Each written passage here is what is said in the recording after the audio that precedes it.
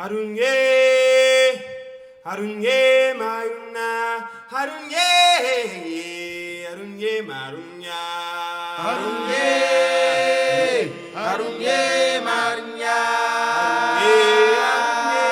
harunye marunya, harunye, harunye marunya, harunye marunya.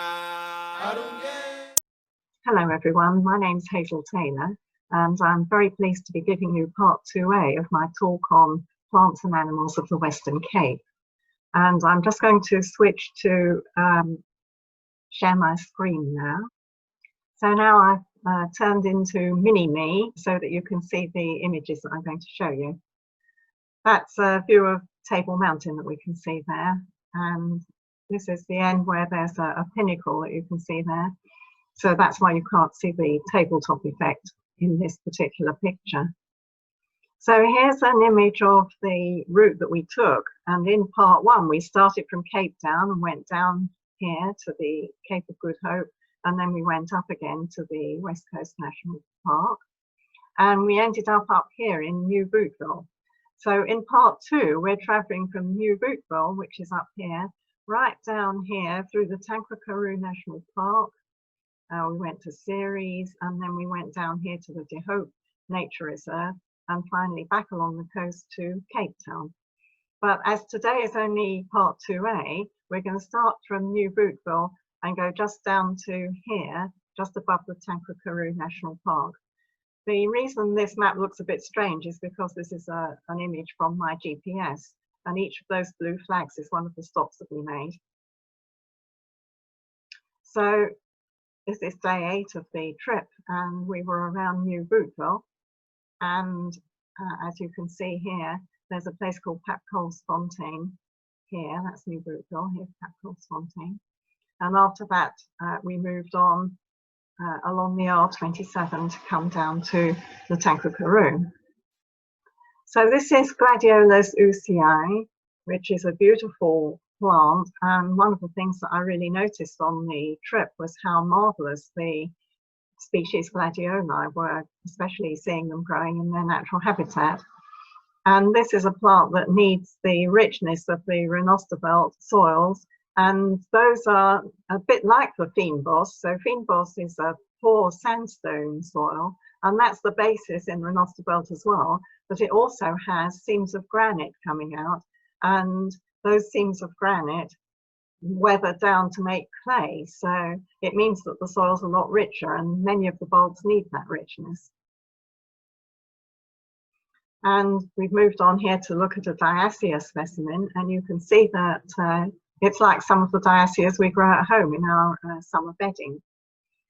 You might notice these very long horns on the back of the flower, and there's a reason for that. It's adapted to a specialist pollinator, and this pollinator is a bee that has exceptionally long legs, and its legs reach right down here into the base of the horn of the flower, and there's an oil reward there, so the bee is able to collect it on its leg. And this is what some of the beautiful scenery around the Fontaine area. And you can see that there has been some rain still fairly recently, even though we were at the end of the summer rains. And so there's some standing water. And here you can see it again. It's very beautiful scenery in this part of South Africa. And we talked about Fontaine, which of course means waterfall. And here is the waterfall. And you can see the basic sandstone rocks there. This is the Boland brown butterfly, and you can disregard this black mark here because that's just the shadow from this twig. But it's rather a beautiful butterfly, and one of the animals that we saw on the trip. So now here's an interesting looking vine that we saw in the area.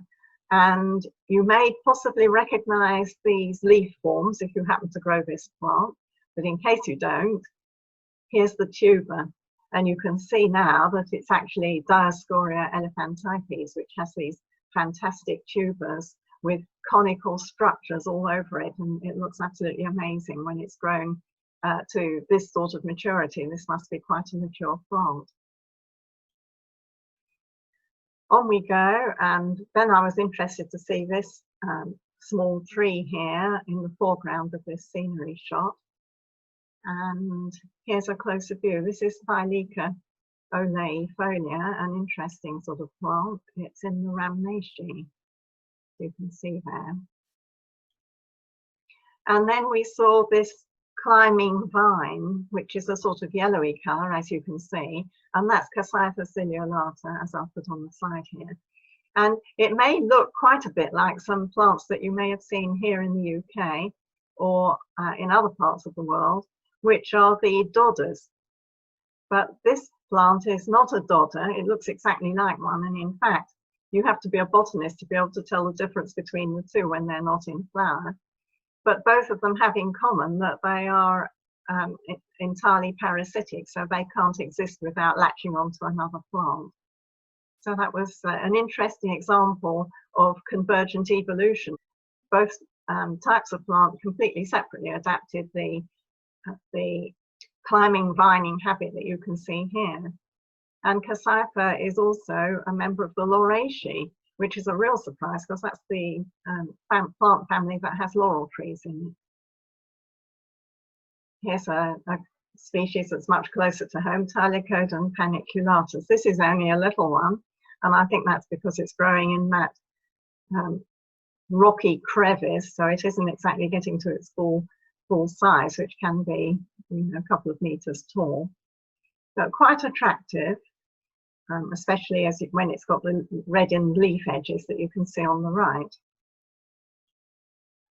Now this is a bit of a choice plant, Masonia bifolia.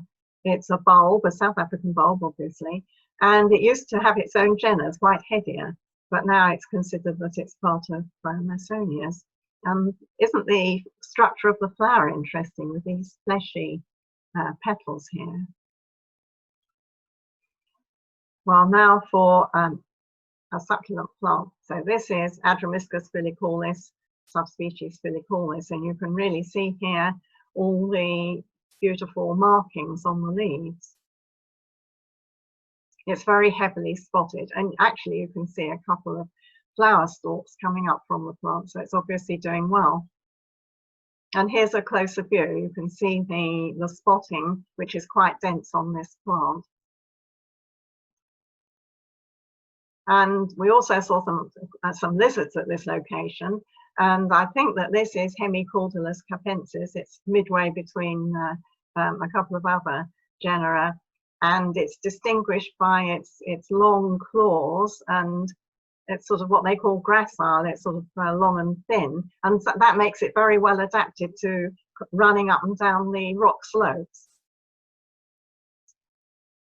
Onto another succulent plant. This time it's Aloe mitriformis, and at the time when we were in habitat, the guide said that it was Aloe perfoliata, but that's a sort of umbrella term that covers several different Latin names, and I think this is definitely mitriformis because it does have this habit of leaning over to one side, or if you want to be posh about it, it's called decumbent. And there were some crassulas. There were lots of crassulas, but I couldn't tell you what all of them were. However, I can tell you this one is Crassula nudicornis, and it's actually a very variable plant. So you get long, thin leaves or long, like conical leaves like this one, but also much more flattened as well. Here's the flowers of the crassula. Typical that they're carried in these little bunches at the end of the flower stalk. And what a beautiful, beautiful plant this is. It's Crassula alpestris, as you can see there. And it's growing really on some very harsh conditions with hardly any grit and sand for it to get its roots down into. But beautifully in flower. Also at this location, we saw this Holothrix aspera. And this is a member of the orchid family. And amazingly, there are 55 different species of Holothrix in Africa. This one's a true miniature. The whole plant is only about 100 millimeters tall. And as you can see, it's just got the 2 leaves pressed close to the ground, and it grows from a tuber. And nearby there was this Anacampsaros retusa, and you can see all the filaments that identify it as that species. The leaves on here were very, very tiny, about no more than about 5 millimeters long. Right now, so this is not an animal as such, but it's certainly evidence of an animal. You can see there's a termite mound there, obviously, and it's got a big hole in it, and that's where it's been excavated by an animal. And the animal that did the excavating is an aardvark. So I wish we'd actually seen an aardvark, but at least we saw the evidence of where one had been. And that, this tree, not the dead one in the foreground, this one here, is a Clifortia arborea. And it has these rather interesting flowers. And this is a tree, a small growing tree, but it is quite vulnerable to habitat management. So the fact that it's reached this size in this location is evidence of good belt management, because it's a reseeder, so that means it doesn't really regenerate if it's cut down, and sometimes people do cut the tree for firewood, so it's quite endangered. So now for another Atromyscus filicalis, and this time it's hardly spotted at all. You can see that the leaves are really beautiful with that grey colouring and just a few spots. Another Anacampsaros now, this one's Anacampsaros comptonii with even smaller leaves, and as you can see they're like bunches in the crevices between the grit here. Now for another picture. This image was taken by our guide, who was Callan Cohen, and it's members of the group poring over a really, really tiny plant, which is Conophytum swainopoelianum, subspecies rubrolineatum. At least that's what I've put on here. I did ask a couple of experts about the identification of this, and Terry Smale thought that it might be Conophytum comptonii, because the heads of the plant are quite sort of shriveled. It's starting to go down at the end of the winter into its summer dormancy. But I also asked Derek Tribble, who's been to this location a lot, and he told me that he'd seen large amounts of Conophytum swainopoelianum over the sandstone above the Orloffskloof, and that is indeed where we were. So that's why I've come down on the side of this being that particular plant. And there's a closer view. This was taken by Callan, who had a more macro lens than me, so you can get more detail of the beauty of the plants. Now you can see what the flats are like. So the Conophytums that we saw are on this sort of flat area here, where, as you can imagine, there's very little soil and not very much water either. But this is a lovely plant. This is Othona cacalioides, and it's blessed us with a beautiful flower as well. And here's another gladiolus. This one's Gladiolus venustus. Again, beautiful colours in the flower. And this was by the roadside, and it's the blue crane, Brus paradisea. And the blue crane is actually the national symbol of South Africa. Very elegant birds. And here we have a Morea. This is a Morea. It's in the Iris family. Morea fugacissima. And the Latin fugax means fleeting, and fugacissima means ever so fleeting. So these flowers, shall we say, are not going to last very long. And according to the bulb societies, if you are growing this in your greenhouse at home, you may find that it's coming into flower in the morning, in which case rush out and take photographs of it, because by the afternoon it will have finished. Okay, this is a Babiana sambucina, and on we go to look at Warmbia stricta, and you can see that there's a whole mass of these plants here, and they're in standing water, and that's typical of this species. Wombias like to live in groups like this, and they do tend to inhabit seasonally inundated hollows, and that's what this is. When you look at it in close-up, it's more beautiful. You can see the mauve centers of those flowers, so really a lovely display. And this is Crassula natans, and Crassula natans comes in a couple of different subspecies, but we can't see enough detail here to be able to tell which one it is. And this is an annual Crassula. So when we grow crassulas in our collections at home, we tend to just grow the perennial ones because we don't want to keep resowing them every year. But this is an annual, and the colours of the stems turn from green to a brilliant red towards the end of the season. But this is still early in the season there, of course.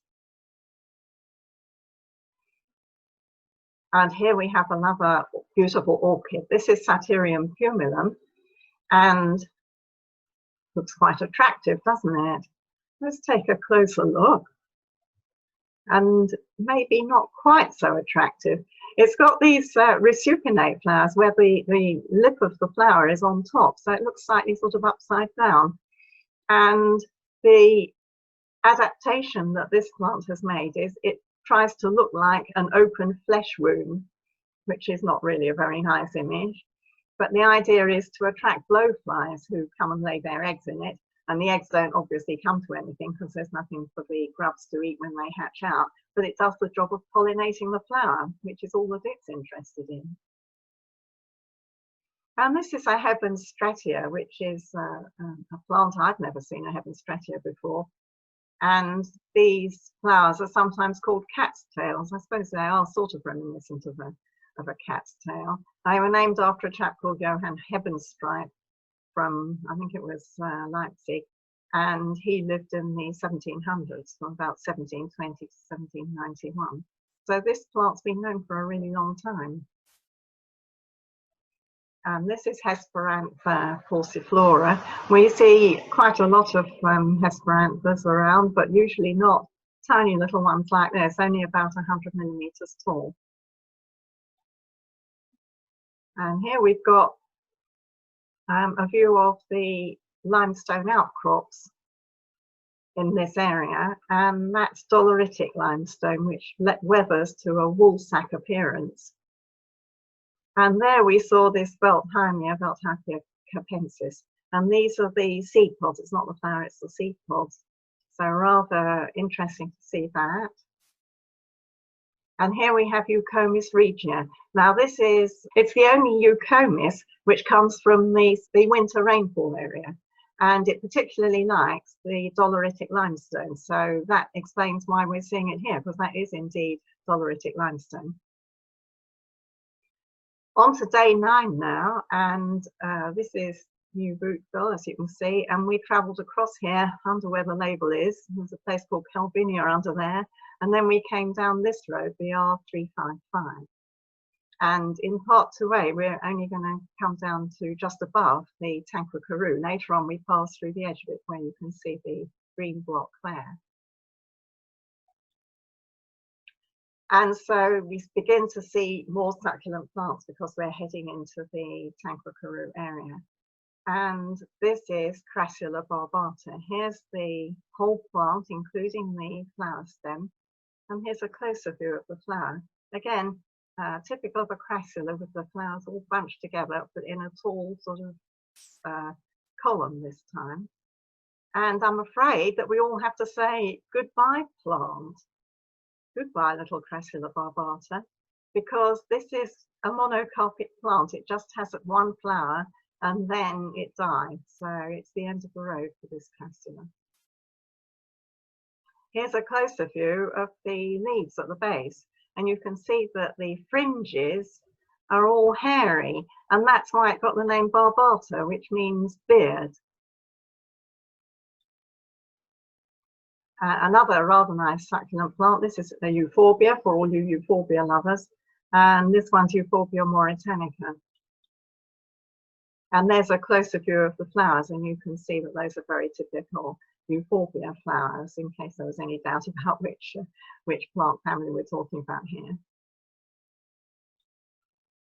Now then, this is Dorothianthus mornii, and Dorothianthus mornii was first described from the location just south of Calvinia, and so we've actually seen the plant in the place where it was growing when it was first described, which is always quite an exciting thing.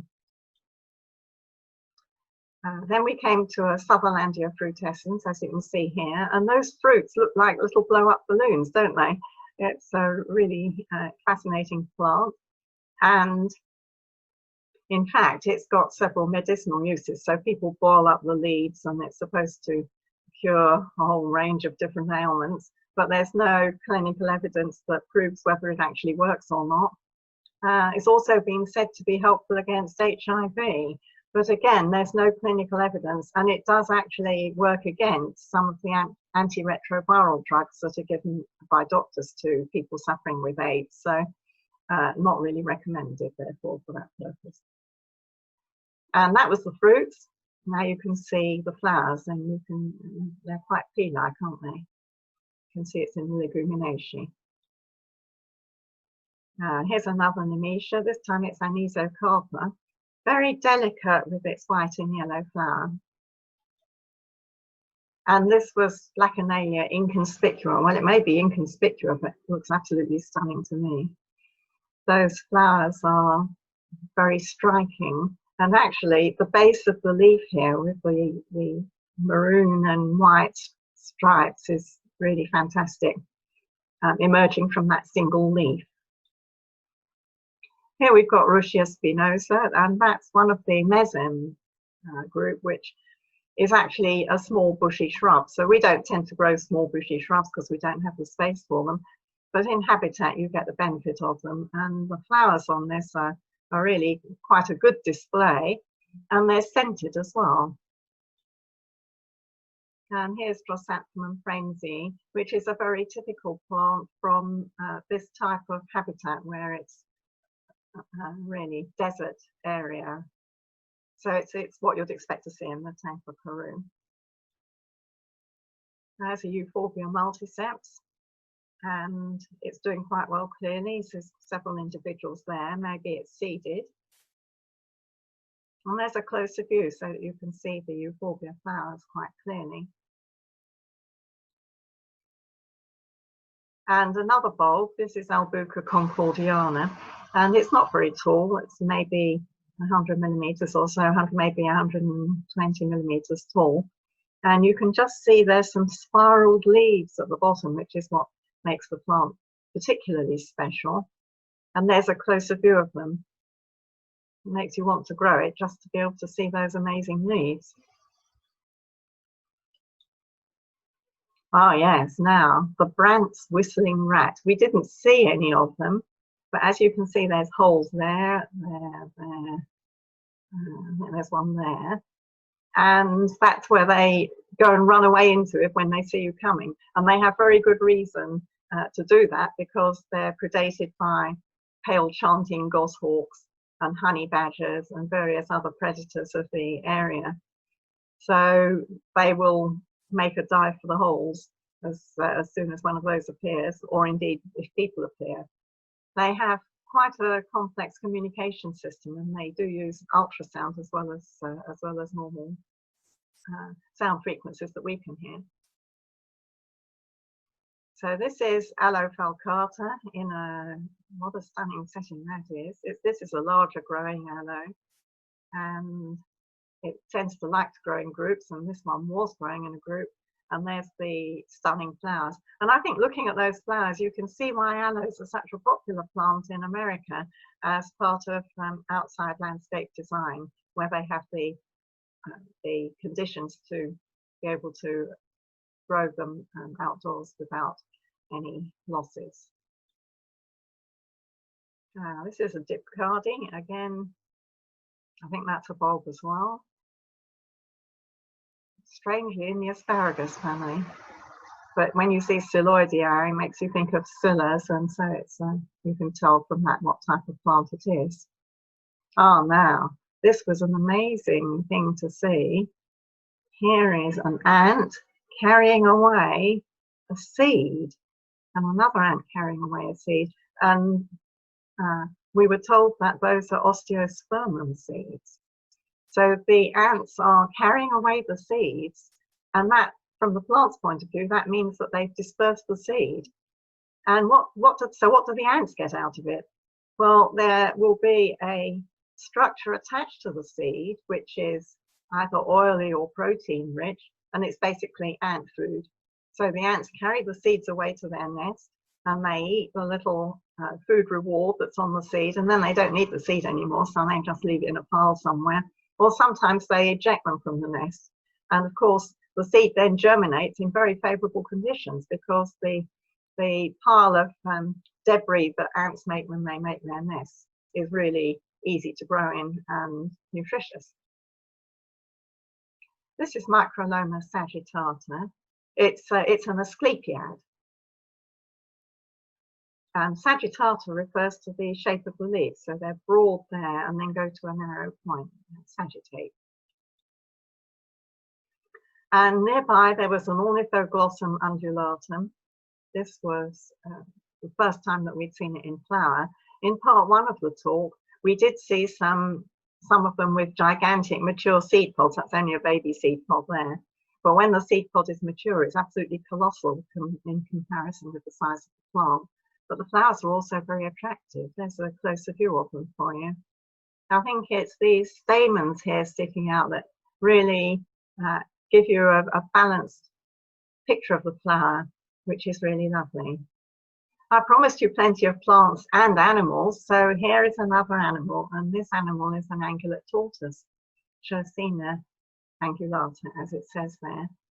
I don't know what he's planning to eat, because there wasn't an awful lot of vegetation here, but maybe he's got his eye on this plant here. Well, all too soon, we're getting to the end of part 1A of the talk, and you can see there's a sign there towards Calvinia. So we're standing on the road and looking back towards Calvinia. This is an enormous stretch of unmade road that we were on. It's about 40 kilometers long. And as you can see from the sign here, when they have heavy rains, you can get flooding problems, and you can actually see that the road is undulating a bit there. But luckily we didn't have any problems like that.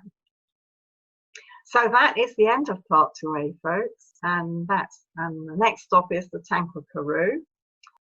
So finishing off then, thank you very much for joining me for part 2A of my talk on the plants and animals of the Western Cape. And I do hope that you'll be able to join me for parts 2B and 2C in due course. Thank you very much indeed. Harunye, harunye mayuna, harunye, harunye marunya, harunye, harunye.